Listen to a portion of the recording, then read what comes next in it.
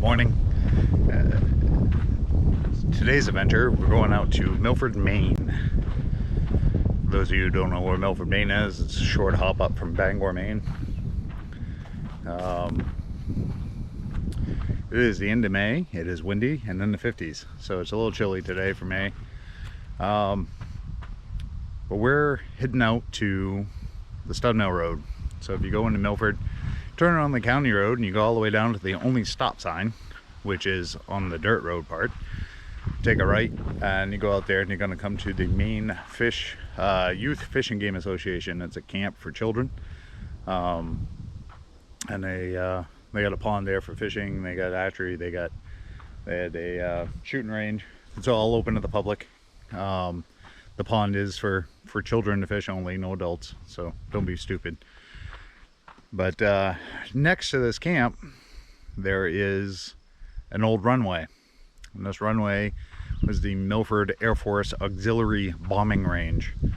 It was used back from, trying to go by memory because I forgot my paperwork, but I believe it was 1942 to 1948. It was based off from Dow Field, which is now Bangor International Airport. It was an all military base, and this field supported the bombers, the B-17 bombers, for short distance landings and takeoffs. It's a very short range. They would come and practice here. They would gather up in Bangor, and then they flew over to Scotland before they did their bombings during World War II in Europe and Germany.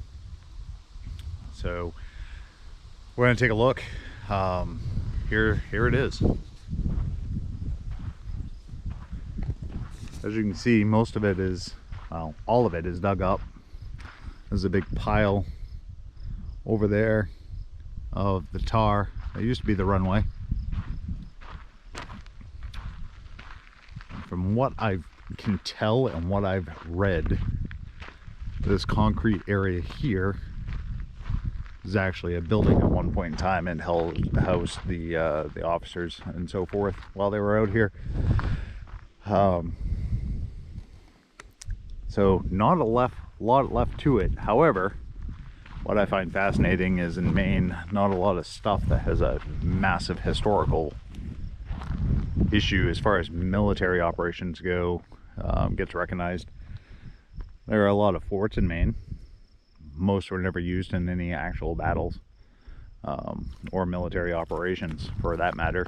Maybe military was present, but nothing ever of significance ever actually happened at them. This was a significant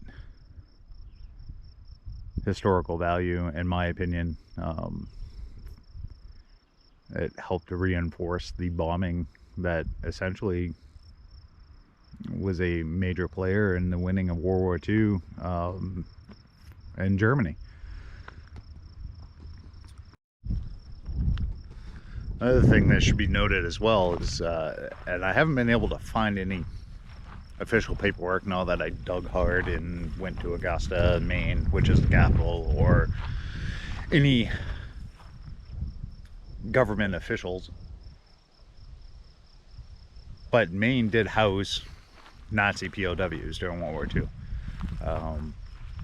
I know for a fact that they were housed in Holton, Maine. There was some housed over in the western part of Maine as well, and I'm not sure where else.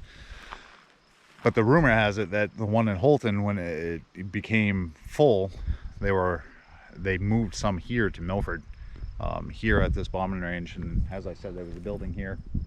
I believe, from what I can tell, there was a building here, and that's where they would house some of the POWs. So the planes would come down. This was the runway. And they'd come down this runway and they'd take off, and they'd fly over these treetops, and straight over that way there's a bog, and they had wooden pyramids set up in the bog and then a lookout tower, and I've been unable to find those, but I highly doubt that they're still in existence. If anybody knows lookout tower, or if those pyramids are still out there, let me know. I would love to get together and I'd love to go check them out. But they would fly over and they would drop dummy bombs as the targets, and there were lookouts that would say whether or not they struck them or not. So Milford really wasn't known for a whole lot prior to this. They were a mill town. They had a water-driven sawmill that was on the Penobscot River, and the logs would come down, they would saw, and they would continue shipping them down the Penobscot to Bangor. So that's where Milford actually was kind of a boom town at one point in time. Now Milford has nothing. It's a lot of land, a lot of woods, a few thousand people for our population, but not a lot of activities unless you like being in the woods. We're gonna take a minute. We're gonna walk down this runway a little ways. I'll give you a better look. Most of the runway is now, as I said, it's dug up. There isn't a lot of concrete or pavement left to the runway itself. Most of it is peppered with bullet shells and debris from people shooting stuff up. And that's pretty much what you do around here. It is still actively used by the military for training purposes, however not for planes. I believe they still do some type of survival training out here, is what they use this for. But I'm not 100% sure. I know after the airfield was closed for the bombers, because B-17s pretty much went non-existent, and they started making very large bombers. They got up into the B-52s. So this field wasn't used anymore for that. But the military still used it for survival training. And there was actually a lodge out here for the military at the time. And they would come out and do their training and then go home. But this is what the runway looks like now. As you can see, it's all dirt. There's still chunks of tar left. That's history. It's a piece of tar, but it's history. It's World War II history. And unfortunately, there's not a lot of World War II veterans left to tell the story.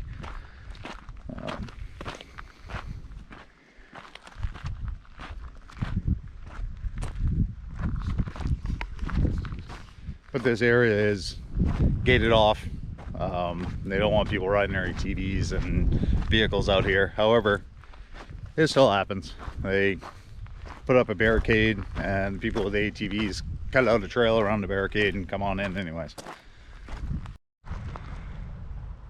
And that's one of the piles of many from where they tore up the runway and they plowed it off to the side. There's another one over here right next to it. There's another one further down there.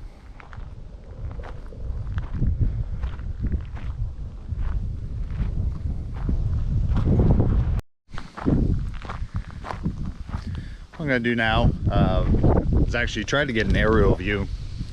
I bought a new toy this winter. I got a drone. Haven't used it a lot, so I'm not that great with it yet. And it is a windy day, but it's pretty wide open here, so I'm not too awfully concerned about losing it in the trees. Well, we're gonna go grab that.